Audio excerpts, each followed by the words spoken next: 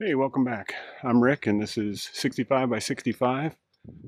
This is my third hike on the series, and this time I'm hiking and camping in Little Big Econ State Forest, just east of Oviedo, Florida. Got some new equipment I'm trying out, so we'll see how that works out, and let's see how the trail goes.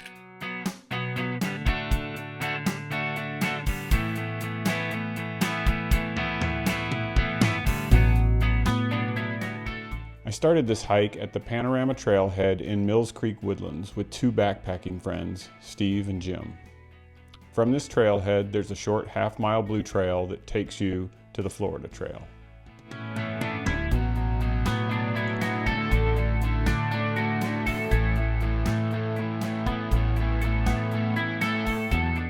The trail through the woodlands is well maintained with places to stop and rest, and lots of elevated walkways over some of the swampier areas. After about 2.5 miles and one road crossing, we reached Little Big Econ State Forest. After crossing Snow Hill Road, we broke off the Florida Trail and headed up the River Trail. This trail holds true to its name and follows the south side of the Econ-Lacatchie River for about 3 miles, until meeting back up with the Florida Trail where it crosses to the north side of the river. Along the way, we enjoyed overviews of the river and checked out some of the sandbars. Yeah, water doesn't look too bad, does it?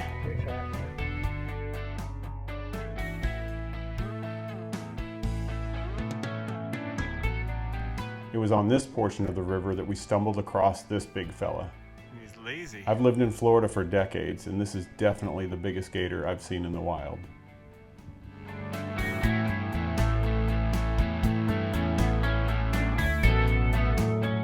Oh, this is cool. Look at these cypress stumps.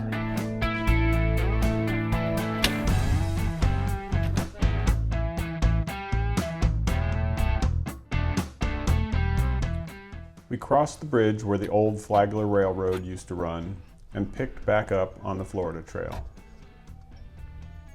From there, the trail traces the north bank of the river for about 2 miles until reaching West Camp. At about the halfway point on this segment, we ran into this beauty. She was all dressed up in moss and was probably about the same size as the big fella downriver. If you do visit Little Big Econ, you might want to think twice about going for a swim. After the nearly 10-mile trek, we finally reached Camp 5 at West Camp. This camp mirrored my last state forest campsite and came equipped with a big picnic table, lantern pole, and fire ring.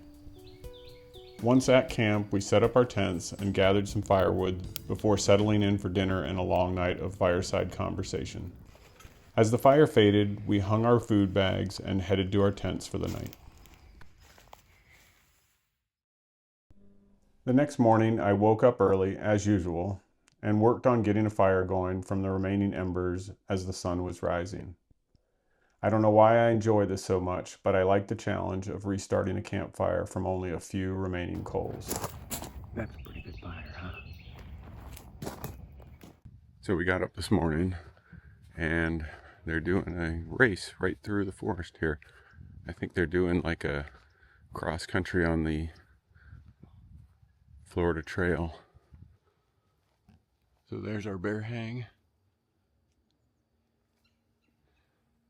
And way over there is our camp.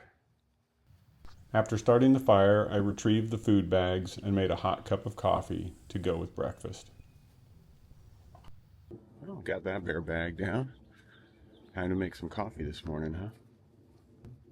Got the fire going. Got the camp set up. Got the food. Looks like it's gonna be a nice day.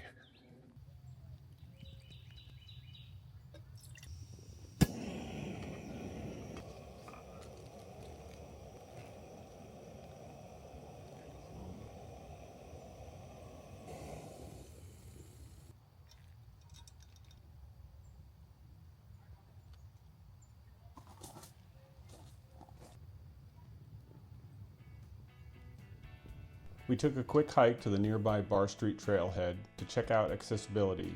If you're interested in camping here but don't like the idea of a 10-mile hike, this was less than a mile from West Camp. After a couple hours of hanging out and enjoying the river views, we packed up camp and headed back to the car.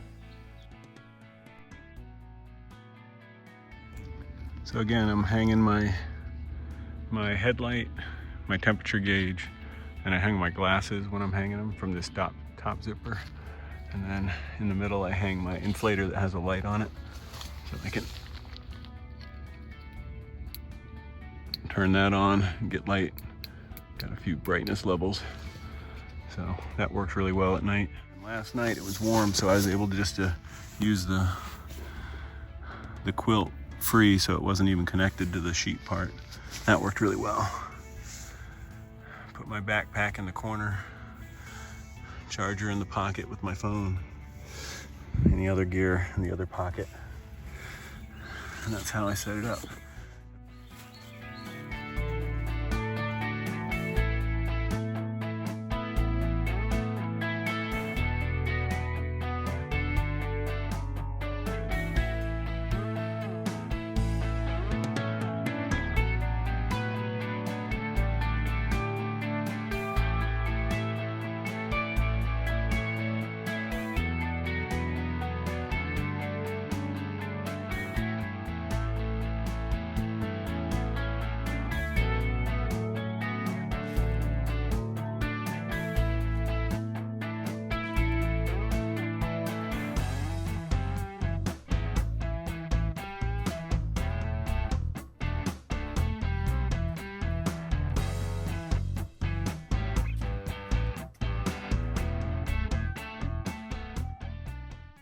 We crossed back over the Econ River, but instead of taking the river trail, we decided to stay on the Florida Trail to see some different scenery.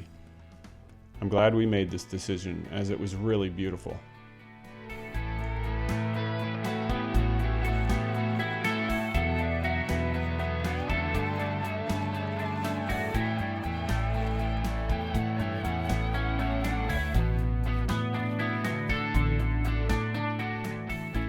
We stopped at a big log for a needed rest and a quick lunch.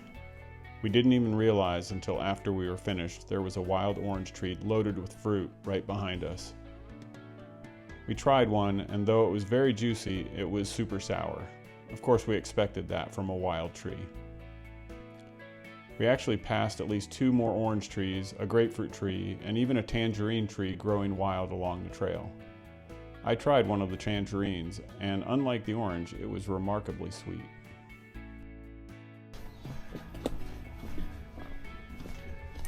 It's not cloudy water. That'll be a snafu on the video. Yep. At least it didn't have a video of you falling backwards into the muck. Or into you and pushing you into the muck. No.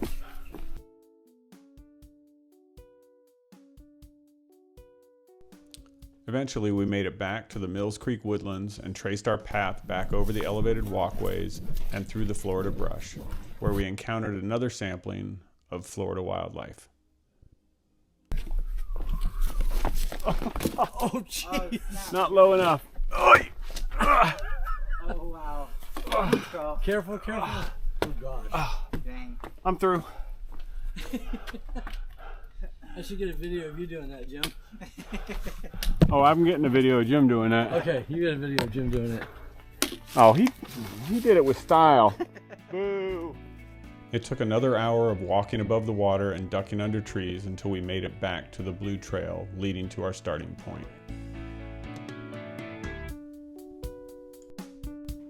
After 2 days and more than 20 miles of hiking, we returned to the trailhead tired and hungry. So we loaded up the car and headed to the closest barbecue joint to wrap up the journey.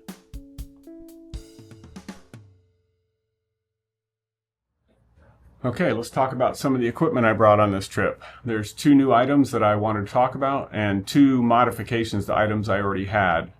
So the first new item is this Adventures Medical Kit. It's the 0.5 version. It's their smallest kit. It's waterproof, very lightweight, has some medical supplies in it like ibuprofen acetaminophen, some blister tape, Band-Aids, gauze, tape, stuff like that. I added a few more ibuprofen to it in case I get a headache or have muscle pain from hiking. The second new item was my Nightcore UL25 ultralight headlamp. So what makes this unique is they have this very lightweight bungee on the back of it to strap around your head. It comes with an adjustment. It's great. It's got a floodlight, a spotlight, and a red light, and you can adjust it by the buttons on the top. It's fully rechargeable, worked out great, very happy with it. The first item I modified was my bear bag. If you remember from the last video, the bag was really heavy and I wasn't very happy with that. So I ordered a pack of these Freelaxy ultra lightweight waterproof bags, and really happy with it. Came with 5 bags for about $30, I believe. So a 3 liter, a 5 liter, a 10 liter, a 15 liter, and a 20 liter. So I can choose the bag that I want for any given trip, for how much food I need to take. So this is my new food bag, really happy with it. The second item was my drinking tube. If you remembered from the last video, I was really not happy how this worked with like a smart water bottle, because the bottle is rigid. When you suck some fluid out of it, it creates a vacuum, which makes it really hard to drink after the first few sips. So I thought that, hey, what if I could get a bottle that was also a bladder? And sure enough, CNOC makes such a thing. So it's basically a collapsible bottle and works the same way as any other water bottle. It stands on its own, but when you use a water tube with it, as you drink, it just collapses the bottle and prevents a vacuum from being created.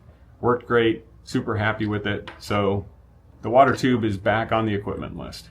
Well, that's it for this video. I hope you enjoyed it, and I'll see you on the next hike.